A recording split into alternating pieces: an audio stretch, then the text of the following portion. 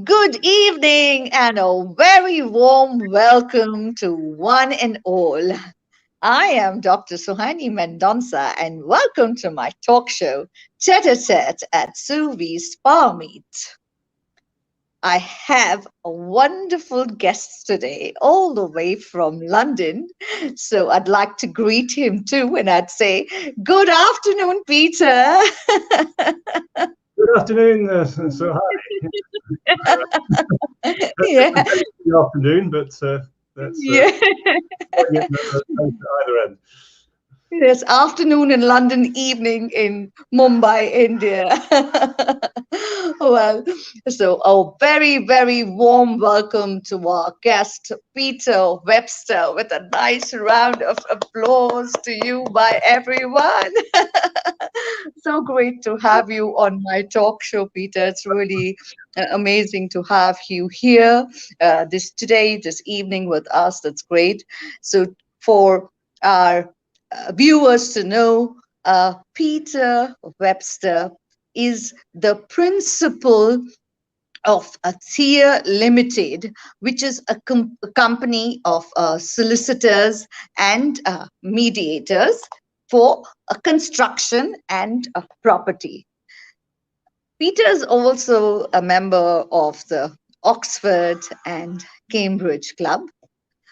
Peter has been with a part of TIA since the last 13 years. He's the sole director, and we're going to get to know a lot more about him whilst tete-a-tete. So without much ado, Peter, are we ready for our conversation? Oh, absolutely, yes. Yes, okay, that's great. So tell us, Peter, your role that you play at TIA Limited, and tell us a little bit about your team too, and then the kind of work that you all do. Thank you, Sohani. Well, I set up Thea Limited myself back Right. in 2007, as you say, 13 years ago, and it was just me then. But over the years, as you'd expect, we've expanded a little bit, and I have a team of 5 of us now. Right. Most of us the same sort of level of experience as I have, as we sort of qualified just before the turn of the millennium. Mm-hmm. Main area, yes, is construction law. And I have a colleague who is Courtney Barkland, who was at Mason's solicitors with me when he was newly qualified, and is now Right. we're together. And he's qualified as a barrister as well, so he's does a lot of our court work and Mm-hmm. advocacy, that sort of thing. Right.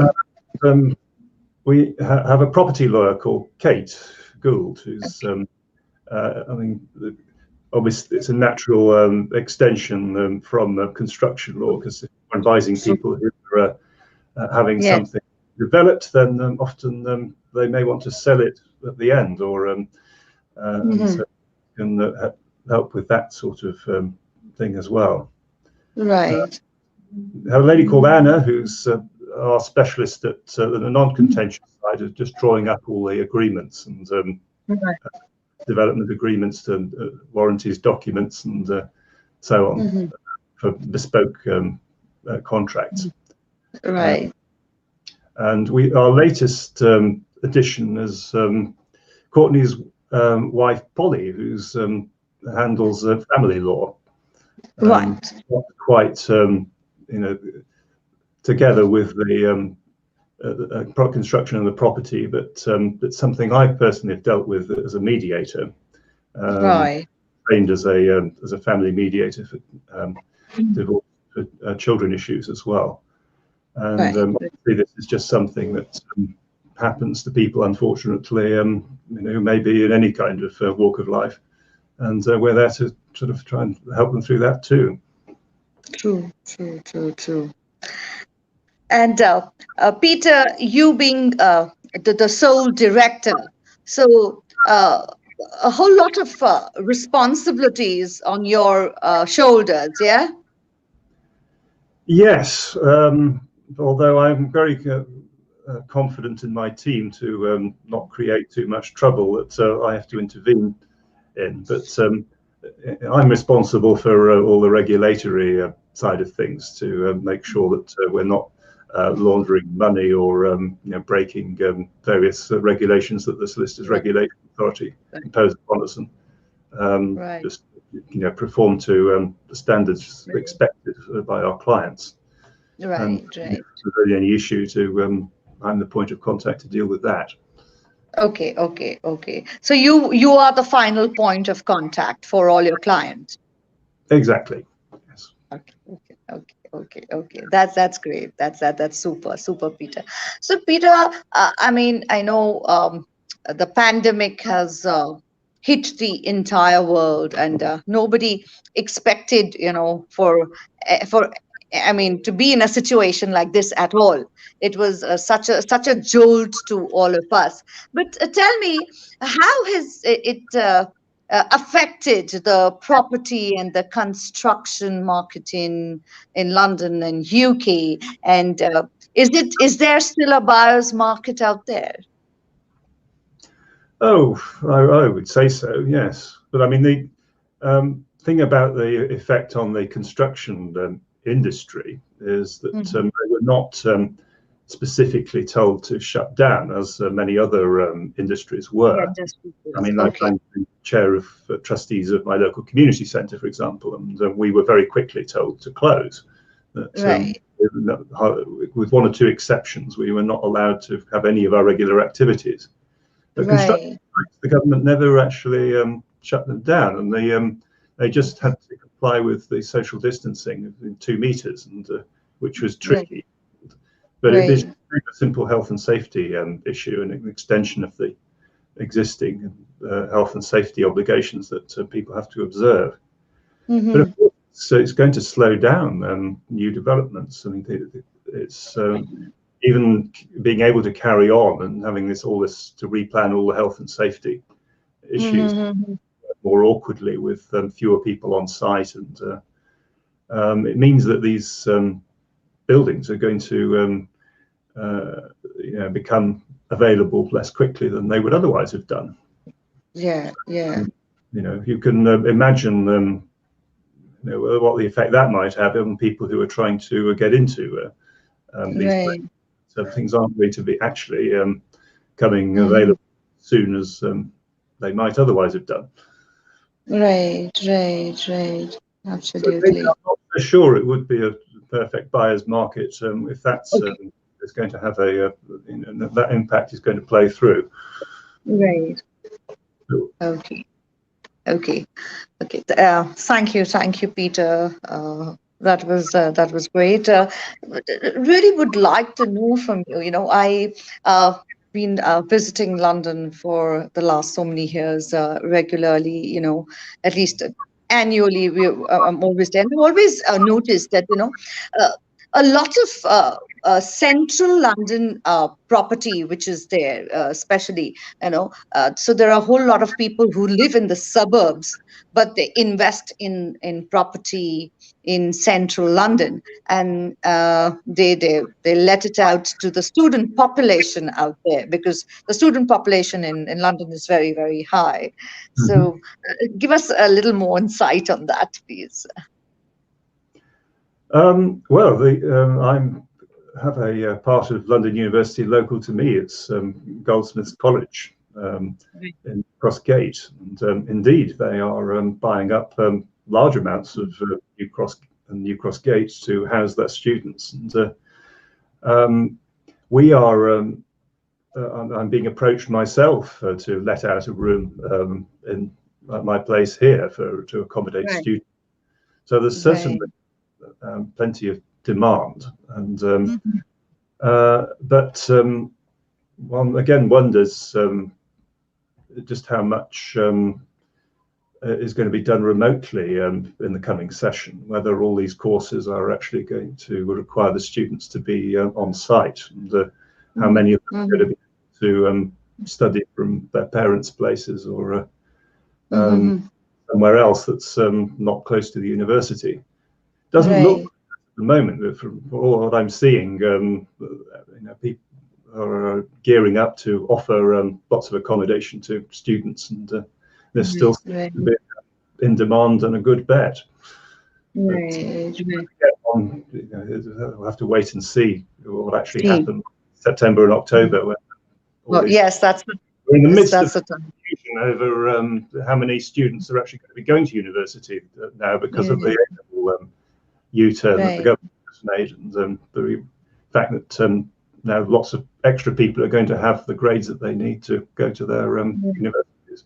Right. They have to accommodate more than pupils than they thought. Then that's going to create an overspill. More people looking for accommodation than ever. Yes, absolutely.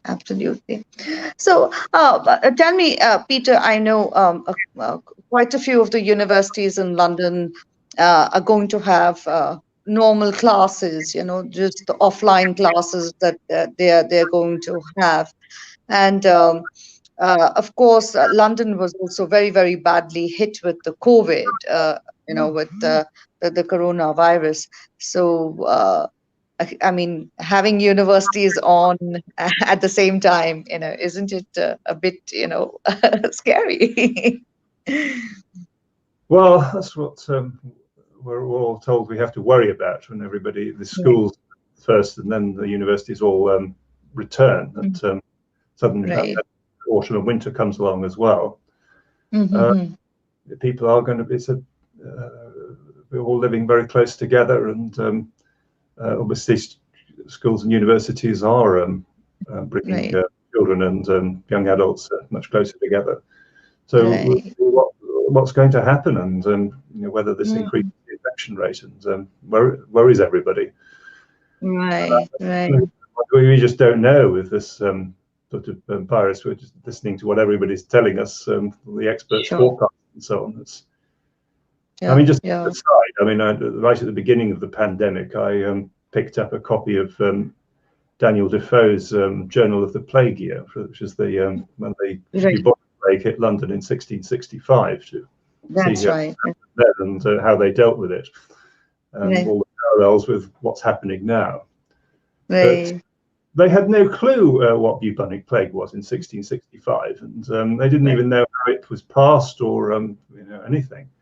But it came out after a while, and you're kind of hoping that something like that will happen, despite all our uncertainties about this particular.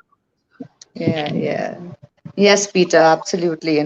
I mean, things are extremely uncertain, but we are very, very hopeful at the same time. Always good to be hopeful, I guess. It's just pure curiosity. The name of your firm is Tete Limited, and when we were speaking, and Tia means goddess. So. If you could tell our viewers a little more, how you set on the name Tia, for a law firm. Well, if I'm honest, I had a charity called Thea before I had a law firm called Thea, and it still exists, although it's a bit inactive at the moment.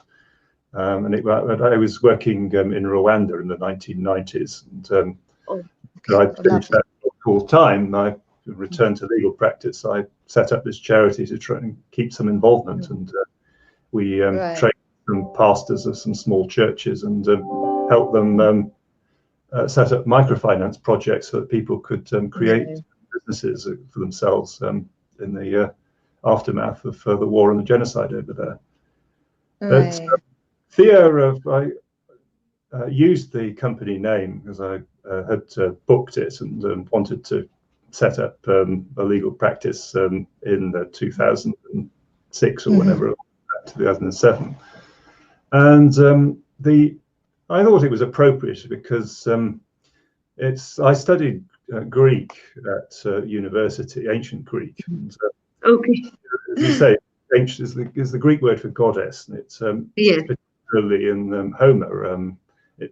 Homer the poet invokes God at the beginning of his long poem. Yes. The particular goddess he's probably invoking is the goddess of epic poetry, who's Calliope. and it means a beautiful voice. And It is. I thought of that was quite a nice idea, that we could give our Yeah. clients a beautiful voice. That they're Voice. very angry with some dispute that they're involved in, and that they just need to get it all nice and clear for the judge or the adjudicator or whatever to Mhm. see it their way, and because Mhm. nobody you know decides in your favor just because of how angry you are, but how clearly you Mhm. the merits of your case and as against your opponent. Mhm. Mhm. That's a beautiful thinking, Peter. What a very, very thoughtful and very different way of thinking. Lovely, lovely to hear that and know that. That's wonderful. Uh, so, Right. Peter, sorry, yes, yes. It's pleasant, Suhani, to have some sort of poetical inspiration like that, as it often the practice of it often seems very mundane and tedious. Yes, yes, But, yes, yes, you're all getting there. yes. It's like, It's yes. Sorry, what were you saying? it's like with a lot of the detective stories that you see on TV, that you Yeah. just see the main detective Mhm. pulling it all together in his head, but behind him there's usually a large team of people who are doing all the background research Yeah. and the forensics and everything else. But, Mhm. Yeah, but I just love the way you say that that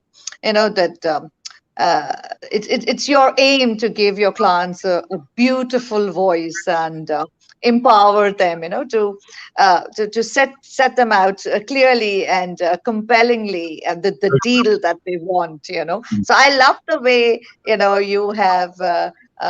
You've got both the ideologies together, how beautifully you've incorporated the entire meaning of the name Thea, and it's wonderful.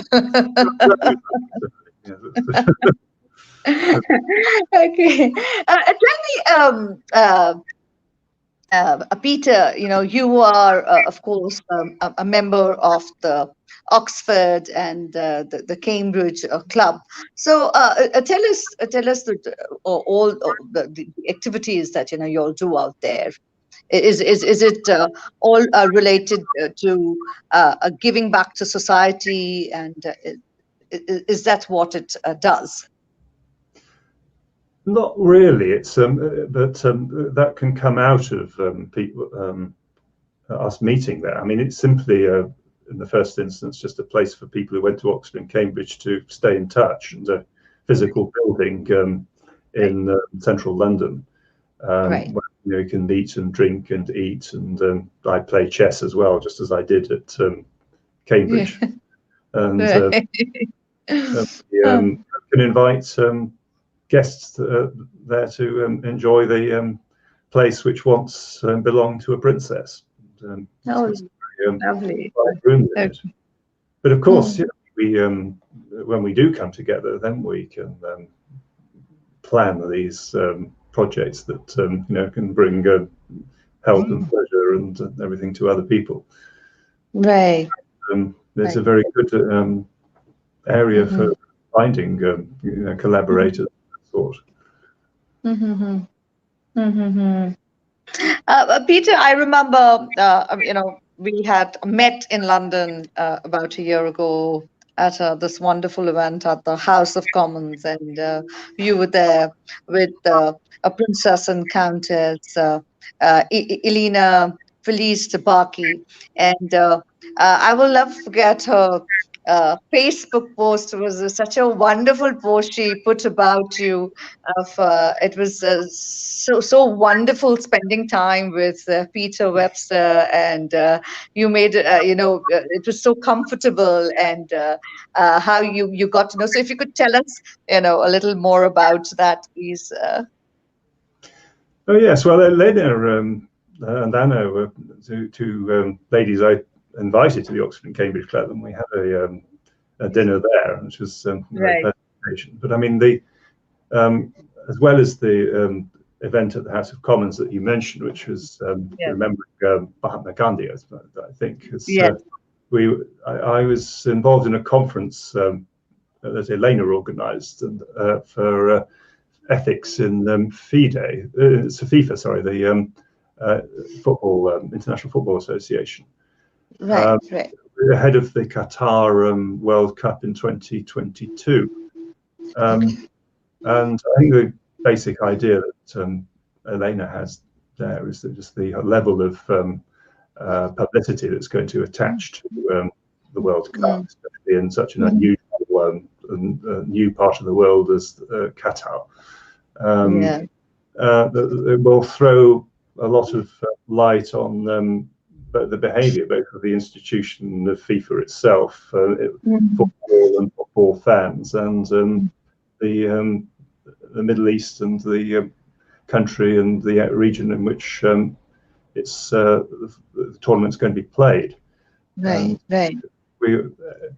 Everybody involved was wanting to take the opportunity with the publicity that's going to surround all of that to try to improve things, for both people in football and people in Qatar and in the Middle East and region.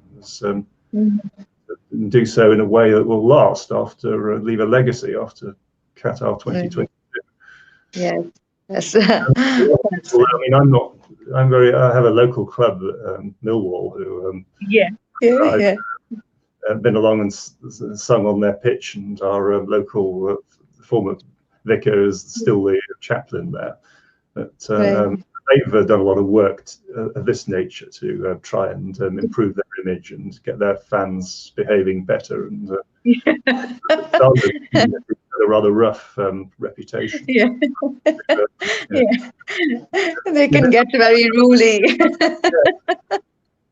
But that's what it's about. Right. Okay, that's great, Peter. That's great. Tell us a little about your family, Peter. So I just want to tell the viewers that right now, of course, Peter is in London. He's back to work, but he had the most amazing break by the beach, and enjoying it all. That's his family home that he had gone to. So if you could tell us a little more about your family, Peter. Yes, well, I mean, obviously, it's just me here, but I finally got to see my mother again for the first time in about 5 months. We've been kept apart because of the COVID-19 restrictions, and we were able to go down to our family flat on the Dorset coast, and we were fortunate to have 2 of the best weeks of the summer down there. So you can probably see my face is a little bit red, and swimming in hot sun for the best part of a fortnight and eating lots of lovely seafood outside. And lovely. But I mean, the father didn't come because he feels a little bit more vulnerable still because of the type 2 diabetes. And my brother was younger brother's doing some kind of heavy vehicle test at the moment because he wants to go driving over Europe. Okay, lovely. There are just the 4 of us in the immediate family. Right. What fun. That's great. That's great. After months of staying, locked up due to the lockdown, and then going all out, it's nice, and being with family, and that too on the beach side. It's beautiful. And yes, here we don't have to go to Spain or to France or whatever, fortunately. Right, absolutely. That's great. Just a pure curiosity, Peter. I really would like to know. I mean, since you are in the field of law, and the students which are coming in, do you see a whole lot of students yet opting for law? Is law yet a very, very well-known and popular among students? Well, do they want to make a profession out of it? Yes, I think so. I mean, I've taken on plenty of work experience students at all levels, from GCSE to sort of postgraduate. Right, right. Um, I mean, they are generally pretty bright, pretty motivated, and you see Right, plenty of possibilities for a career in law. As I mean, right. just it's not something that can easily Mm-hmm. be mechanized or done by artificial Mm-hmm. intelligence. Right, And the more complicated the world gets, the more complicated the laws have to become to keep up with it all. I mean, right. to figure out how to regulate all of this the internet and everything, where it all just so passes so easily over traditional borders, when you've got jurisdictions that completely different from each other, even within the British Isles, never mind further. Right. And it's a very challenging task, and Mm. it's not just about knowing the law. It's, I mean, how you're ever going to keep up with the Right. technological changes that are happening and the different ways that we do Mm. things. I mean, when we have a system that's based on precedent. And, I mean, I would Right. remember myself at law college. I mean, one of the funny things we learned was the law relating to road traffic, which is one of those Right. commonly applied laws. Right. And Right. some of the cases were still relating to horses and carts and things. And Right. Right. how how you were supposed to drive, and what the duties that you owed to other people on the road and so on. Mm-hmm. You had to imagine these the change, transposition Sure. from these sorts of things to whatever the modern equivalent is. Sure. Sure. Sure. Sure, Peter. Yeah, that's there. Um, what I really, really would like to know from you, Peter, that of course, law is a very, very vast and a large subject by itself, and there's so many streams to it. I mean, one can like how you're doing property law and Mm. construction. That's what you've been doing. So same way, the upcoming, since the last couple of years, I've seen that IPR has become really, really it's in demand, and people also, who are in the business of various industries, are getting to learn what IPR is, and IPR is getting very, very popular. Uh, so just pure curiosity, just wanted to know from you about it too, please. Well, it's not really my area. There's probably Yeah. not much I can comment on that, Mm. to be honest. And this is Right. a characteristic you will find with lawyers, I'm afraid, that can be a bit frustrating. That you have to be very careful not to sort of throw out your few random thoughts on something that you don't really know yourself. You'll then find that the people you're Yeah. talking to far better. And Yeah. I probably ought to hold my tongue a little bit on that one. But Right, if you have a right, specific question, I can try and right. get my head around it. That's great. Great. I can't believe it, Peter. Our conversation has been going so great, and our time has already come to an end. We've got a whole lot of guests. Yeah, it's already 29 minutes. We're already into the Likewise, conversation. we're having fun, isn't it? We have Pradeep Chandramani with us, who's saying, great. Hello, Pradeep. Thank you so much for joining us. And we have a whole lot of other guests who've joined us. Thank you so much for joining us.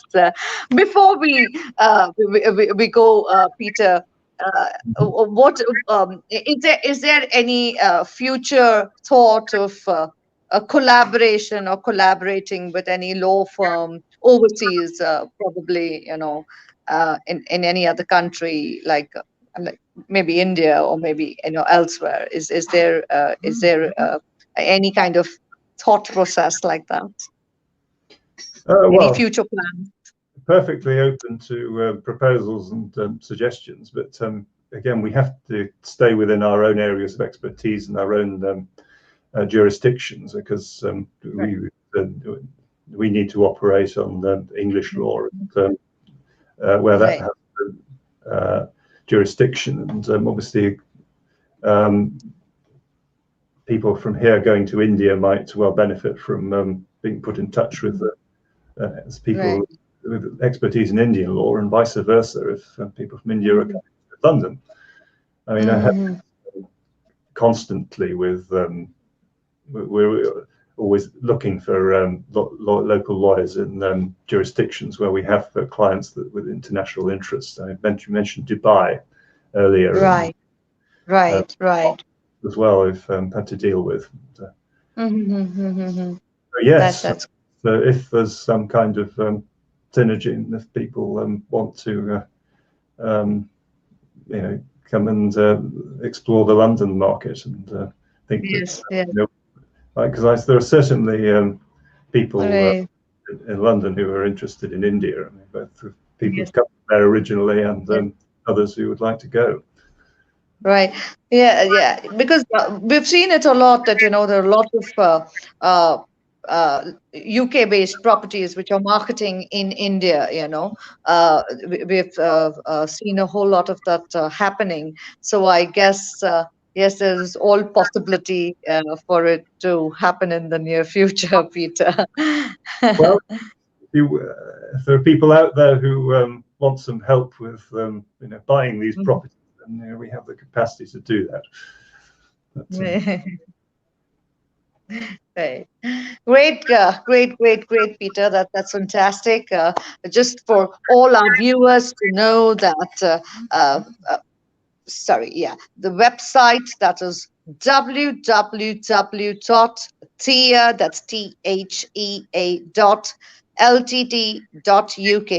That's the Tia's website. Please do go and have a look at it. It's extremely interesting, and I love the way it's explained out there that why the company was named Tia. It's really something which is interesting. And anyone who wants to get in touch with Peter, Peter is available on Instagram too, as well as Facebook. And if you all have any queries regarding property and construction, regarding law in London, Peter Webster is there for you. Right. So that was a great conversing with you, Peter, and thank you so much for your time. It was really, really amazing, very insightful. Thank you so much. And before we go, as I always say, big thank you to all our viewers who are there with us and who are supporting Tete at Suvees Power Meet. Thank you very much. And stay safe and be positive, as I always say. And to all you people out there, if there is anything bothering you in your mind, please do not keep it bottled up within you. Do go and discuss it either with a very dear family friend or a family who you trust, or your inner circle. But don't keep it bottled up inside you, because it's not going to help you. It's not going to be good for your health also. And you never know the issue and the problem that you're facing. Somebody else may be facing the same problem, and you would manage helping them too. So do that. And on that note, once again, Peter, thank you so much for your time. This was an amazing conversation. And I know we have a whole lot of other things to discuss, but we're running out of time. And we're going to invite you back again very soon. And I hope you will come back on my talk show again, Peter. You anyway, so that's all from me, Dr. Sohani Mendonça, on my talk show Tete at Suvees Power Meet. We shall say bye bye to all of y'all and have a great evening ahead. And God bless you. And a great evening soon to be evening in London too. And bye bye and God bless. Bye bye, Peter. Thank you. Thank Cheerio, honey. you. Yeah.